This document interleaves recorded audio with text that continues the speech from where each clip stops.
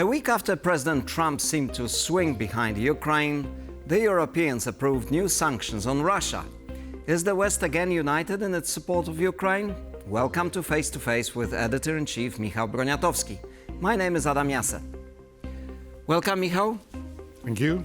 So, is it for real? Mr. Trump changed his mind on Ukraine and is now on Kyiv's side? Today, yes. For the last week, yes. We don't know what will happen next, but it seems that he is really angry with Mr. Putin. According to Financial Times, he even called him and asked him, Volodymyr, can you hit Moscow? Can you hit St. Petersburg too?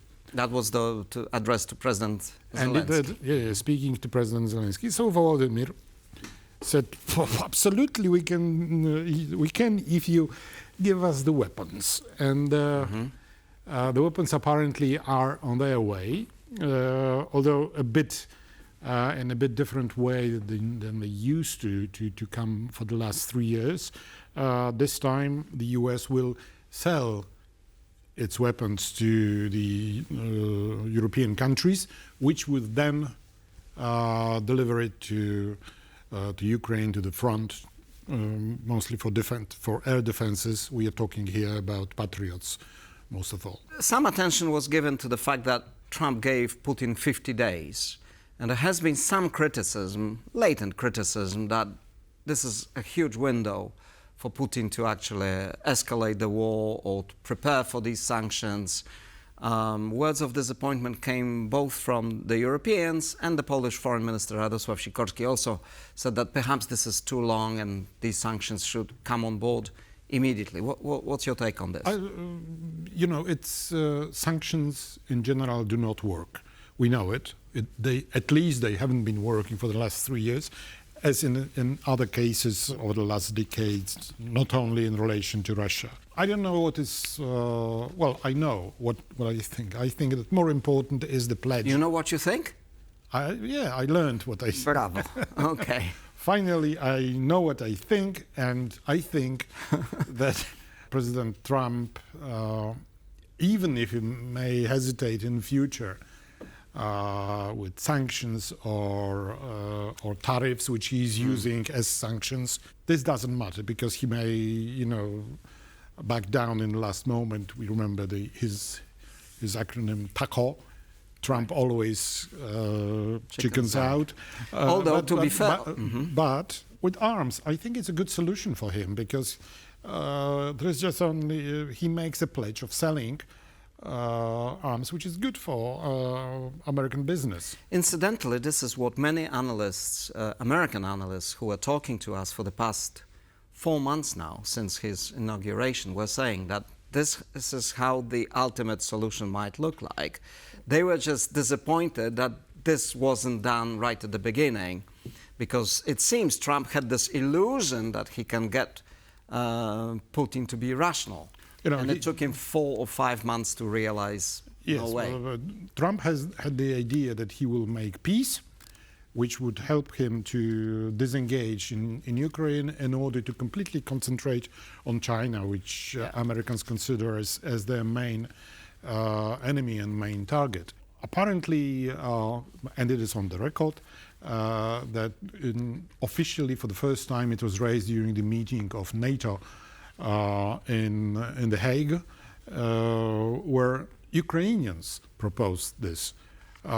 It may have been agreed earlier with Americans, but in fact at the table in The Hague, at the meeting of NATO, it was Zelensky who proposed this solution. And I think, for President who is business-oriented, for him, global politics is zero-sum. You get as much as you gave. But there is something more to it, because we also had the NATO summit at which the Americans for the first time, and Trump himself said that he's actually very pleased with the alliance now that there is a commitment to spend more.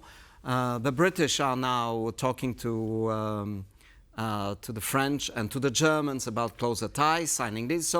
So again, going back to the original question, is the West's unity restored now? Well, the only break in this unity was Trump's first 5 months in power. If we consider this as a break in the Western alliance, maybe not a break, but it was drifting apart, let's say. Yes. I think that drift is coming back. Okay. Have you noticed that Viktor Orbán is completely quiet on Ukraine, the Hungarian leader, because he kept saying, oh, Trump will sort this out very quickly, he will stop supplying arms to Ukraine. He didn't even protest the sanctions on Russia. Yes. It was Slovakia this time around. Hungary kept quiet. How do you explain that? Well, he's listening to what Trump or his administration says, I think, through the earphones which are supplied by Moscow. So in any case, so Viktor Orbán is a real litmus test of what Trump thinks, right? If he's quiet on Ukraine, that means Trump is on Ukraine's side, right? Temporarily. So we should watch for Mr. Orbán to change his mind on Ukraine, come out and make some outrageous statements about Ukraine. That will mean Trump is probably shifting. But the funny thing is that I'm joking, of course. He was always considered as a expert on using leverage of Russia, but now it appears that really the winner of such games and blackmailing the European is not Mr. Orbán but Mr. Fico, the Prime Minister of Slovakia, who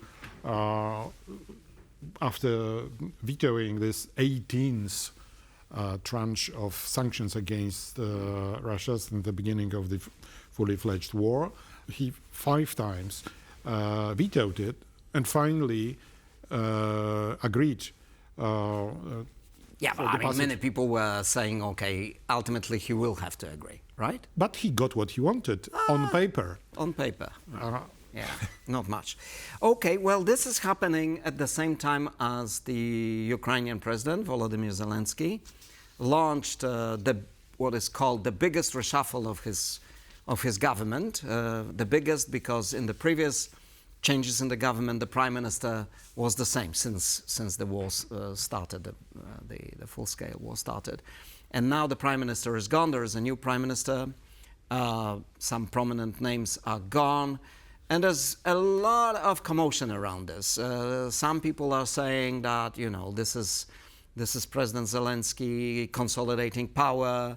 Some are saying this is necessary because there are no elections in Ukraine, therefore from time to time you just have to rotate people in government to give the population a sense that, at least this is not the same people. But one theory is also that the people who will be in charge now are more in line with Washington, which would be sort of fitting into the previous story we discussed, that yes. The new prime minister negotiated the minerals deal, that the ambassador to Russia is going to the United States, to Washington, is going to be Mr. Oh no, this is Stefanishina, who, so a team which is much more in line, let's say, with the Trump administration. So what's your take? I think it helps relations with America, especially with nomination of the new prime minister, who was instrumental in drafting this agreement on rare metals with the US, which in fact was the first threshold after which Trump started to trust Ukraine, that it is a partner that he expects it to be. I think the main reason for of course, this is, let's call it additional attraction to it. But the main reason was that there is all the time tougher discussion in Ukraine, also on the part of people who have been supporting his rule, his administration, and his party, the servant of the people. The criticism about gathering too much power in in too few hands, plus uncontrolled corruption. But does this reshuffle address the issue or compound the issue? No, it's to cover it. Because there was a recent event in which a newly created unit to control corruption on high level specially created, and there was a guy who was nominated by an independent panel as a candidate for this position, and he was really a big hope and also welcome by the West. And he was rejected by the president's administration, which created a very, very big fuss, both in Ukraine and also in many Western embassies in Kyiv. And suddenly the change comes, and this change, of course, it's the largest because we have a new prime minister since the beginning of war. But in the past, there were more important changes, like firing of supreme commander of the army or former defense minister who is now ambassador to Britain. So these were really big policy changes. Now it's like juggling or how do you call it?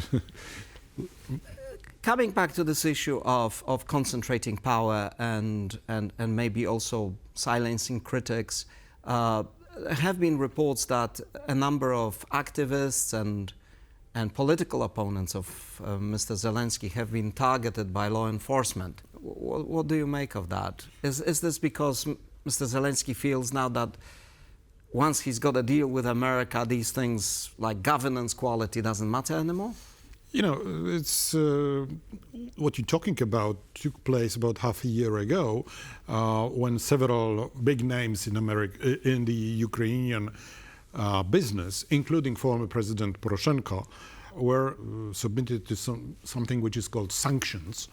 And you know, it includes blocking of accounts, ban on traveling. But this happened just a few days ago, you know, a new wave, sort of anti-corruption activists. The problem is that all these people who are sanctioned were treated without any involvement of any independent court. It's just a decision of the president. So, yes, Ukrainians are concerned that President Zelensky, and especially his chief of staff, Mr. Yermak, are concentrating too much power in their hands. And trying to silence potential critics. And use it. And, you know, at the beginning of the war, nobody was really criticizing Zelensky because... Yes, wartime president, obvious reasons. Exactly, yes. But you know, we can say that politics have returned to Ukraine. Do you think this is going to affect Ukraine's EU membership bid, or is this EU membership bid anyway off the table for the time being? I think that in time for final debates and closing the negotiation on this portfolio, they will be ready, and it won't be so important as we see today. I think it's mostly a problem in domestic politics because, of course, opposition would like to have elections, but they know very well that they cannot have the elections until there's a war. All right. Well, finally, the European Commission, which is the executive body of the European Union, presented its next multi-year budget. Which is huge. Multi-annual framework. Yes, let's not use language that can be offensive to people. Anyway, so, you know, it's huge. We're talking about 2 trillion euros or dollars. It looks huge, but at the same time, it's just a tiny, really tiny fraction of the entire EU economy. But nevertheless, countries are fighting over this, and the fighting already started. So the Commission proposed to increase the budget from around 1.2 trillion to around 2 trillion. And already now we hear countries that are biggest contributors to this budget are saying, no, this is too much. So how significant was this announcement this week? You know, this no matter what is the final figure, because there is a debate whether it is 2 trillion or 1.85 billion. And the same ballpark. Maybe, but in general, it's more or less 50% increase over the current yes, in current prices. So it is actual. So it's not historical without inflation. So, but in terms of the percentage of the total gross national incomes of all 27 members countries, at the moment is 1.1 percent of GDP of total GDP. Percent, yes. And the current proposal goes to 1.15. So it is Still a five hundredths of decimal points. You know, it's not very big, but still, you know, there are countries which are struggling with deficit, and they are all European countries are struggling with deficits, and they are also trying to boost their defense spending and keep their social systems working. So they're all under budgetary pressure.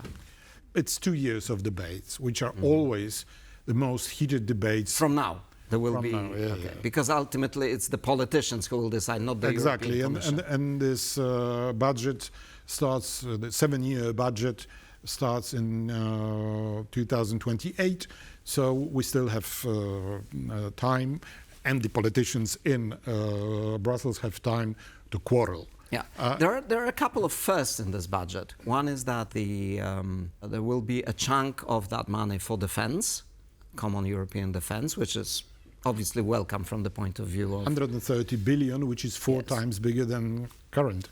Yeah, it's current was always small because it was taken care of within NATO, right? So that's one. The second is that conditionality is going to be introduced. So up to now, only part of that EU money was conditional on, let's say, how countries were performing economically, or how they reformed, or how they rule of law, how they basically managed to stick to European treaties.